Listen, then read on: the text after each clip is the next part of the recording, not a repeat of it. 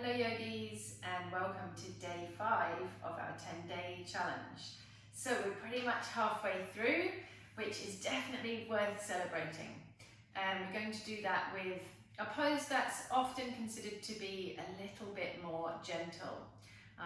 You might find it's more gentle, you might not. We're going to hold it for a little bit longer than we normally do in my regular classes. So we're still on a 6-minute hold on 2 sides. So it'll be interesting to see how you find perhaps a slightly gentler pose with a longer hold. It's pretty simple and we don't really need any props for this one. You just need a space to lie down on the floor. So we're coming into Banana Asana. We do this by lying down flat on the floor, and our intention is to lengthen through the side body. So 2-sided, we do one side then the other, and we do that by making a banana shape.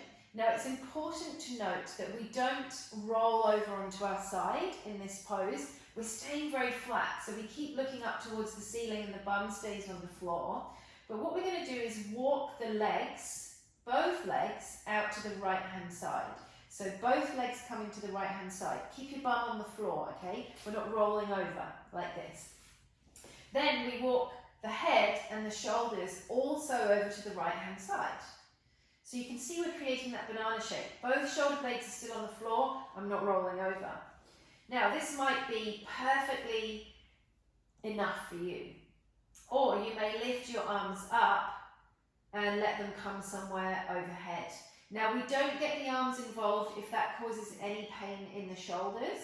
So you could bring one arm up and not the other, both arms, or neither arms. It's totally up to you. One way we can use props is if the arms are up and they're miles away from the floor. If they're hanging in the air and that feels comfortable, no pain in the shoulders, that's fine. But you might find that you want to rest the arms on something. So a pillow or something like that. Bending the elbows is fine as well. And another way we can modify this is to cross one ankle over the other. And do you know, it doesn't matter which way around you do it, you find the one that works best for you.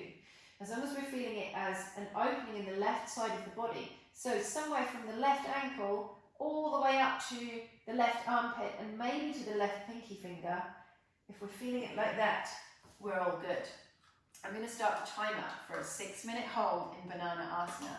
Now I know that there are a couple of you who this pose doesn't work that well for, in which case we do mermaid pose. So for this one we need something like a block and something like a bolster. You can use rolled up towels or towels, blankets, pillows piled on top of one another. And we're going to make exactly the same shape, but we are now lying on the side and we use the bolster to create the shape. So we have the bolster and we're sitting down, legs bent, don't worry too much about the position of the legs. Bolster snuggled up against the right thigh, right hip. We lie down right side of the torso over the bolster. Bring the head down onto our prop, wherever feels comfortable. And again, arm is optional, so it can rest on the side of the body, or it can lift up and just kind of hang in the air, wherever it wants to hang. Yours might come all the way to the floor, it might come out behind you. You don't need to put your arm where mine has gone. You find what works for you.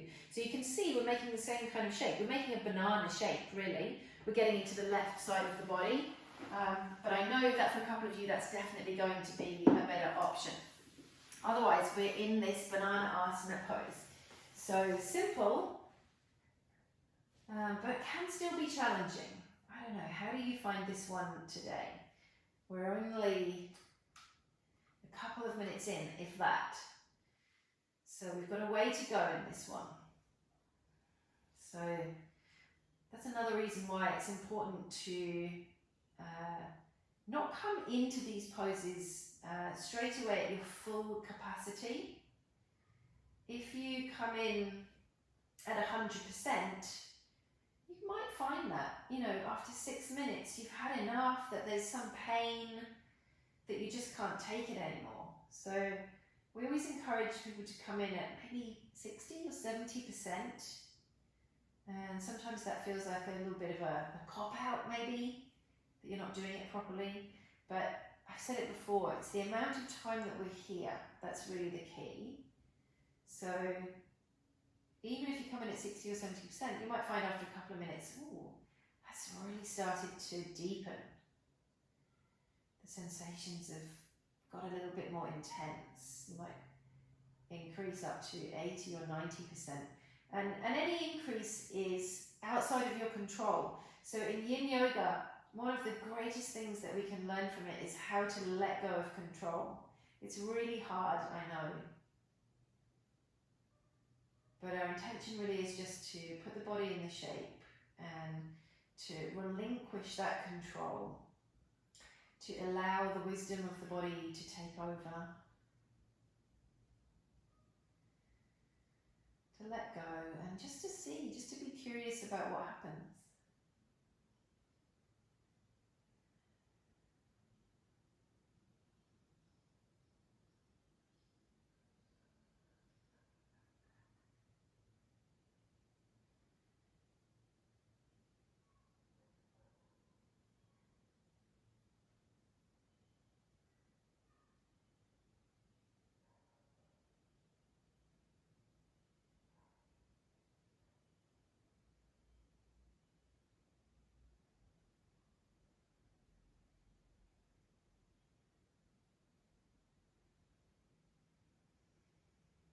Keep breathing.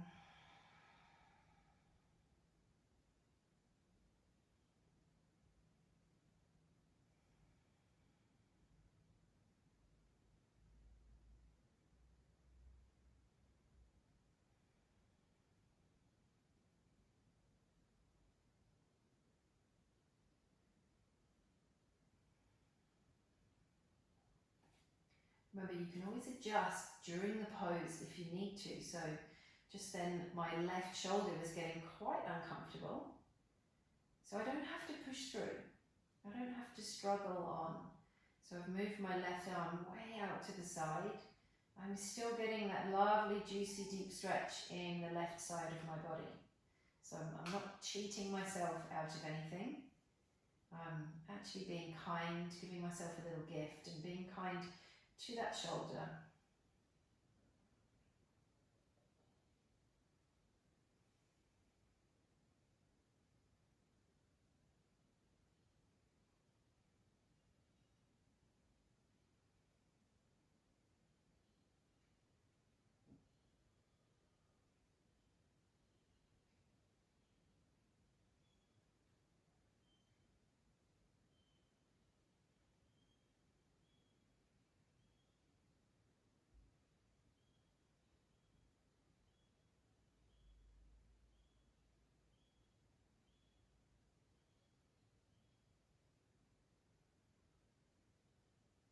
Notice where your mind takes you off to. Now, we're not trying to have an empty mind and we're not trying to control thoughts. We're just curious about how the mind works. So we're just here for another few breaths. Just notice with kindness.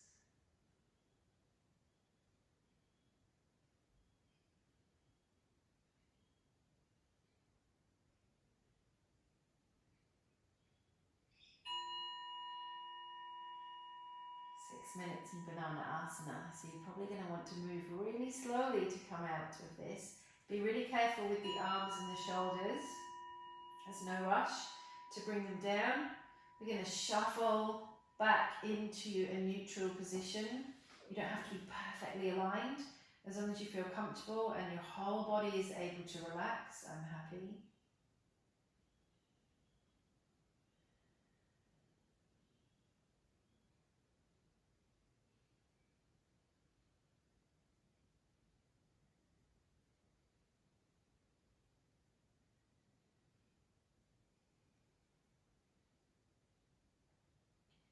Really interesting to note the difference now between left and right sides.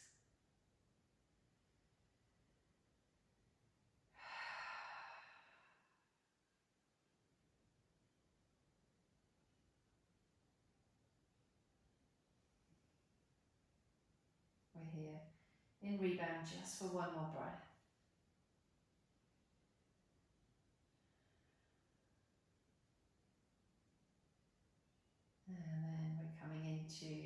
banana asana on the other side. So same thing, pretty simple. Lying on your back, keep your bum and your shoulder blades on the floor. Walk the legs now out to the right side. So keep that bum on the floor as you walk them over to the right. Walk your head and your shoulders also over to the right. Take your time, there's no rush. Target area right side of the body. Lifting the arms up, completely optional. You can prop them, you can have the elbows bent, you can have one arm up and one arm down. I really don't mind. I'm going to start the timer for those of you doing banana asana. And for those that this doesn't work for, mermaid, the other way. So you can pop the props back just where they were, but turn to face the other way. I'm doing it the other side so I can still carry on looking at you. So we have the bolster against the left thigh. Don't worry about the position of the legs so much. Lie the left side of the torso down over the bolster. Arm comes out in front. Rest your head on whatever you've got there. Feel into the right side of the body. Lift the arm up if it feels good, not if it feels crunchy or pinchy in that arm. If your arm comes almost down to the floor and you need to rest it on a cushion or a pillow, or I don't know, maybe even your bed is there, you can rest your arm on your bed, that might be good. Otherwise just keep it by the side, along the side of your body. But for everyone else, we're in banana asana. By the way, banana asana is not a better pose, it's not a more superior pose compared to mermaid. They're as valid as each other, they have the same target area. You may experience them differently. So if you're interested, if you're in banana asana now, once we finish this, you could try mermaid and notice the difference.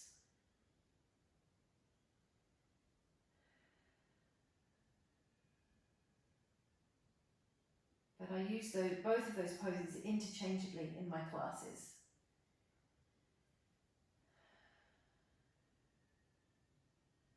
So again, I've got some pinching in my right shoulder, so I'm going to bring my right arm out to the side. I still get a lengthening along the right side of my body. I'm still getting the benefit of the pose. Maybe you can cross one ankle over the other. You choose which way round to do that.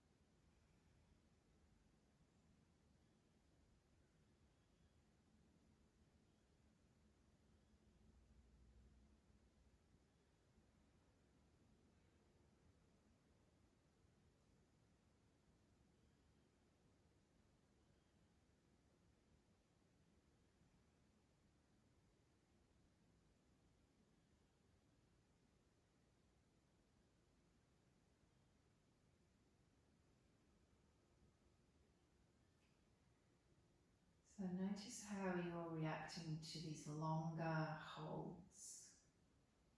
It's only been a few days since we were at the 3-minute hold.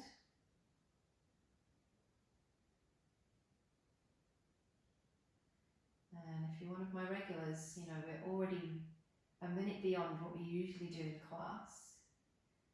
So it's interesting to note how you respond physically, mentally, emotionally, especially on these two-sided poses.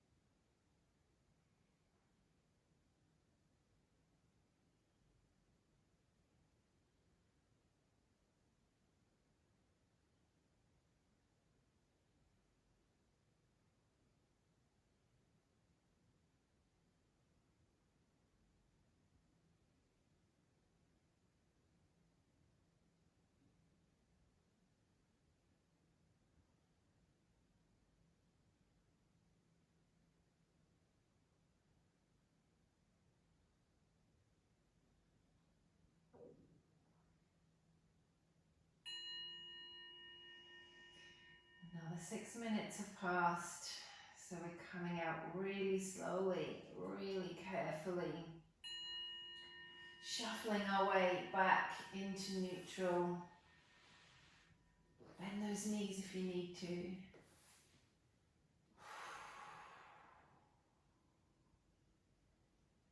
And now take a moment to note the difference between the two sides.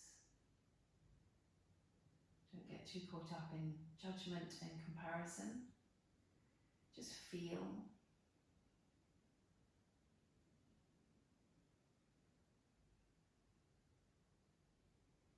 How does a rebound feel after these longer holds? Especially in a pose that's, like I said, often considered to be a little more subtle.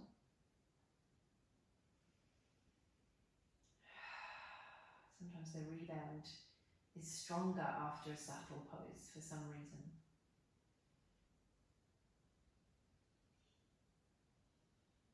Let's take one more breath. Sigh it out. And if you'd like to stay longer in rebound, of course, you can do that. Otherwise, very slowly lifting yourself up and making your way up into a comfortable seat, just so that I can say a nice big thank you to you again for joining me on this challenge. I really hope you're enjoying exploring these poses with me. Don't forget, we're over in the Facebook group, and it would be lovely to see pictures and stories about how you're progressing, questions, whatever those questions might be. There's no such thing as a stupid question. So if you have a question, there's a good chance someone else has the same one as well, but they're just too afraid to ask it. So I'd love to hear from you over in the group, and I'll see you again for our practice tomorrow. Thanks very much, yogis. Goodbye.